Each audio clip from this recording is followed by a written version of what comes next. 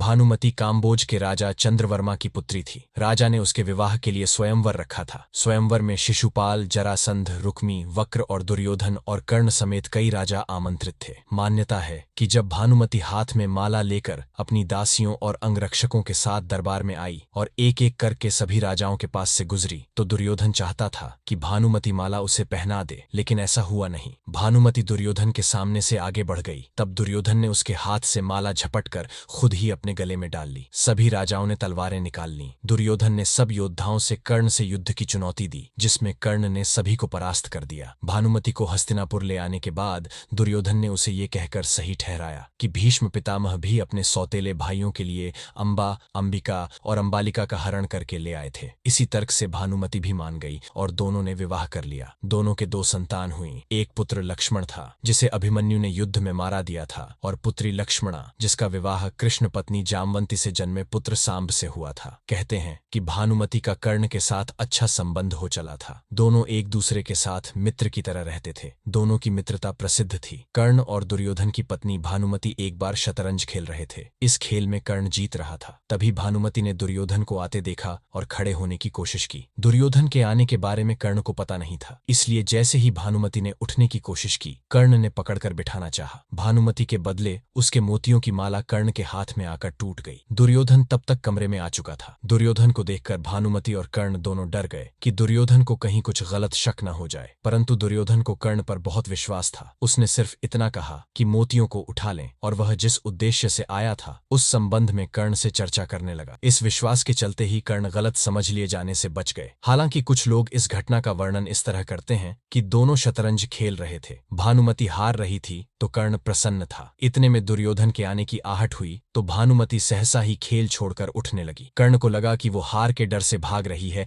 इसलिए उसने उसका आंचल झपटा। अचानक ही की गई इस हरकत से भानुमति का आंचल फट गया और उसके सारे मोती भी वहीं बिखर गए। ऐसे ही समय कर्ण को भी दुर्योधन आता हुआ दिखाई दिया। दोनों शर्म से मरे जा रहे थे और उन्हें डर सता रहा था कि अब दुर्योधन क्या समझेगा। जब दुर्योधन निकट आया तो दोनों उससे आंख नहीं मिला पा रहे थे। तब दुर्योधन ने हंसकर कहा कि मोती बिखरे रहने दोगे या मैं तुम्हारी मदद करूं मोती समेटने में। कहते हैं कि भानुमति बेहद ही सुंदर, आकर्षक, तेज बुद्धि और शरीर से काफी शक्तिशाली थी। गांधारी ने सती पर्व में बताया है कि भानुमति दुर्योधन से खेल खेल में ही कुश्ती करती थी। दुर्योधन उससे कई बार हार भी जाता था।